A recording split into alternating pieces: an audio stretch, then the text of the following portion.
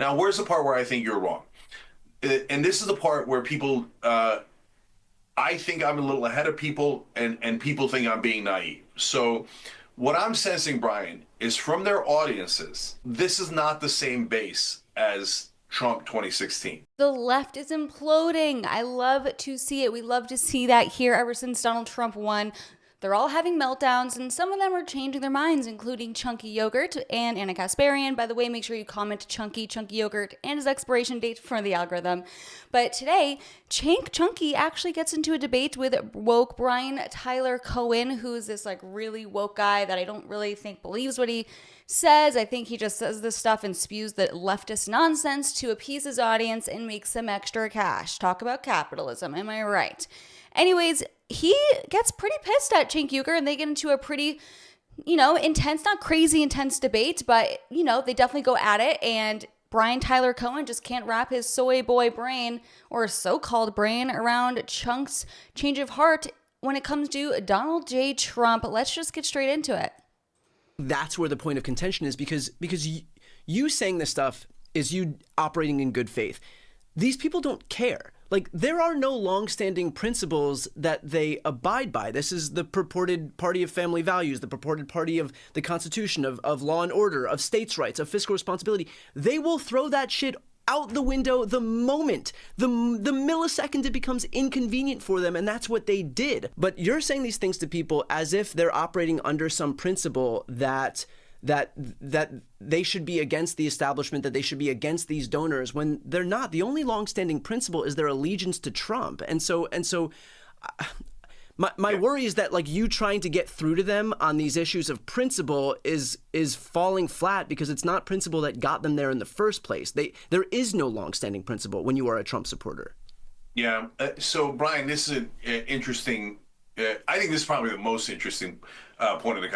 I'll be honest, Brian Tyler Cohen does kind of make a point here. And that's not all Trump supporters, but there are a lot of people that are Trump loyalists to the bone and would never criticize things that he does. I'm not in that camp. I definitely do believe in family values. I am a Christian.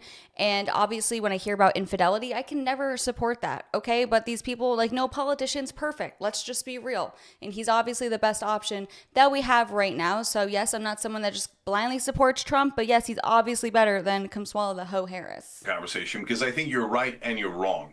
So, the right part. Soy boy. Brian Tyler Cohen about to cry. He's got like those sad puppy dog eyes.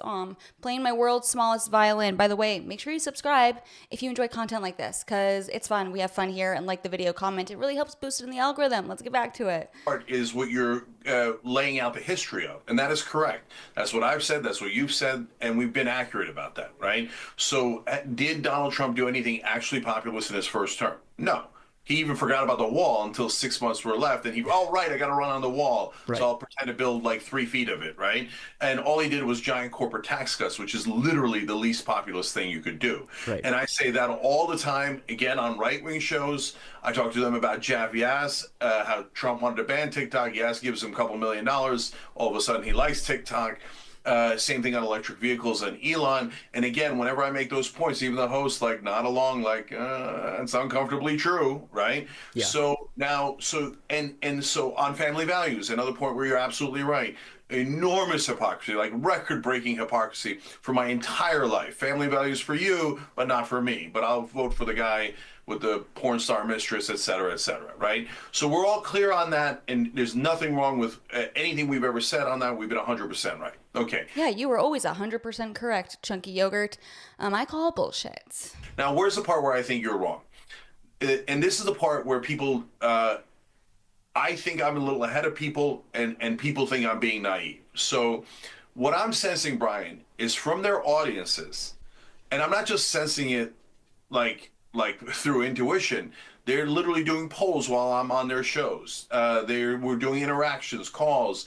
When I went to AmFest, talked to literally hundreds of guys who are MAGA, as they came up to talk to me, etc. By the way, side note, comment below your thoughts on Chunky Yogurt speaking at Charlie Kirk's Turning Point USA event, AmFest. That's pretty shocking.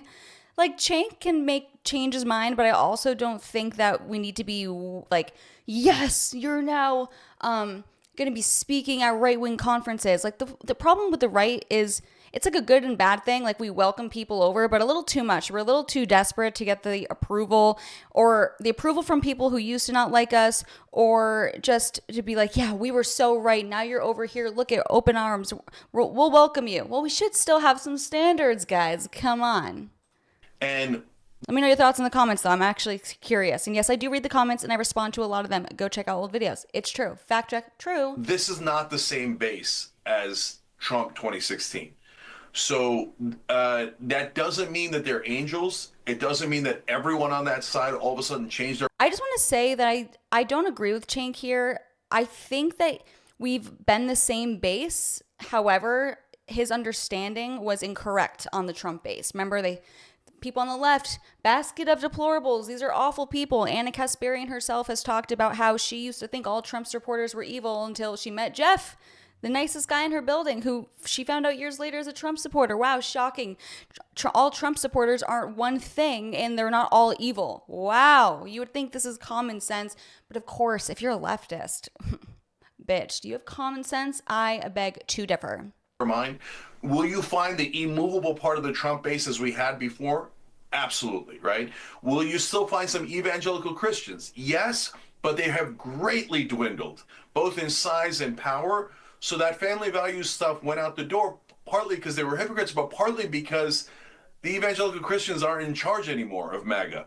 So the rest of MAGA are kind of bros and stuff, and they don't really care about family values at all. In fact, a lot of the bros are pro-choice. So like when Yeah, those are the bad bros. That's gross. you say that some people on the right or agree with us on things like pro-choice or anti-corruption, the pushback I get from the left is no way, they're all evil, they're all a monolith, they're all this, they're all that. No, guys, that's unsophisticated. 77 million people are not all the same thing. Right. And guess what? That was an unsophisticated point of view from yours true. Let me cut that out, okay? I was wrong there, okay? I'm stumbling my words. That was a very unsophisticated point of view that you used to hold, Chunky Yogurt, until after Trump won the election, okay? You used to think that exact same thing and know that the base didn't change, at least in my opinion. His understanding was correct, and that's what changed. Please let me know if you agree with my take on that in the comments below. I would love to know. And remember, we don't have to win or care about the outer edge of MAGA on the right. You're never going to win those guys over, and that's not the issue. You've got to win over people on the inner edge that voted for Obama, that voted for Biden, and now have voted for Trump.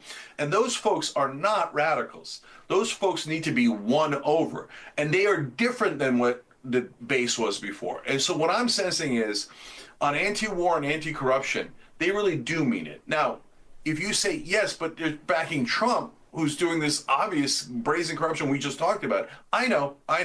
So what I'm doing is giving them an opportunity to remember that they're supposed to be anti-corruption, and that, hey, when Trump does favors for the donors, I'm the only one pointing out to them that that's hypocritical, right? Because remember, they're not watching mainstream media. They're not watching our shows, right? So, and their right-wing media hosts are not overly. Is he calling TYT mainstream media? Interesting. That's like an insult to your own network. I mean, true, like, you guys suck, but damn. Not Trump's hypocrisy. Totally. Yeah. So, like, for example, on anti-war, they're definitely anti-war. Definitely. They're not even hypocritical about it. And so if you don't believe me, I love you. It's okay. I get it. We've all been burned hundreds of times, right? But if it turns out I'm right, what I'm hoping people go, oh, yeah, Cenk told us this. I remember yelling at him about it. But it turns out, holy cow, they are anti-war, right? On anti-corruption, I think that the instincts of some portion of their base are correct, but we've got to show them without, like, ripping their face off that maybe Trump is also corrupt.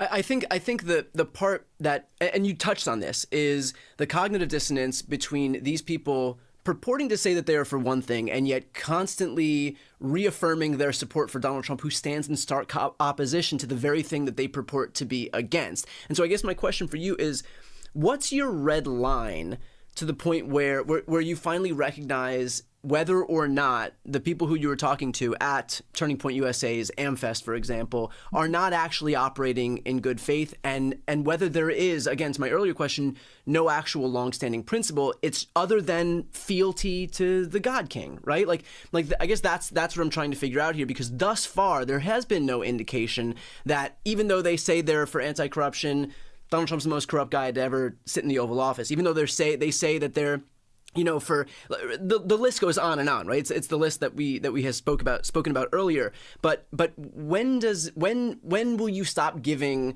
certain people at this event, for example, the benefit of the doubt in terms of their actions not matching up to their rhetoric? Yeah. So I think some things are clear, right? So, for example, we're not going to win on a whole heap of issues, right? So, like, if I try to convince them that the crypto bros are going in the wrong direction, right, I'm going to get massive blowback, and I'm never going to win on that. Correct. Okay. So that's going to take 4 years and probably us getting robbed to the tune of a couple of $1 trillion before they realize that mistake. Okay. So I'm super realistic about all of these different things. I think that on corruption, they're never going to want to admit in the beginning that Trump is doing favors for their donors. Although, again, I see right-wing hosts and people in their audience going, I understand what you're saying about Jeff Yazzie and TikTok. I understand what you're saying about electric vehicles and Elon. So that's the beginning, right? It's not the end. So then my best guess is the anti-war stuff is where the rubber hits the road. So he put in, and Brian, you know, parts of your audience, parts of the left-wing hosts, etc., might not love this, but my sense is that the rubber's probably going to hit the road on Israel. And so here's why. Because Trump put in Marco Rubio, Elise Stefanik, Mike Huckabee, and Mike Walls as Team Miriam. That's his, right. You know, the 4 people that he's handing foreign policy to. Miriam Adelson is a supporter of the hard right wing in Israel. And so they're going to push towards outrageous positions like annexing the West Bank, annexing northern Gaza. Israeli press has already written about this. Israeli cabinet ministers are already excited about this. If they try to annex, for example, the West Bank, it probably will lead to a vicious, bloody war. And then, but I don't know the contours of it. They might just slaughter the Palestinians again. And I'm not naive enough to think that MAGA is going to be like, oh my God, we're losing precious Palestinian and Muslim lives, right? But there is a lot of criticism regarding Trump from a big portion of the Republican Party who is sick of getting involved in the foreign wars and specifically sick of America being beholden to Israel and the Israeli government. So I actually do think that would be a big deal breaker for a lot of people on the right, myself probably included, just putting that out there. But let me know what you guys think in the comments below. If you made it to the end of the video, comment an orange heart. I'll boost it in the algorithm, and I'll see you guys in the next video. Bye.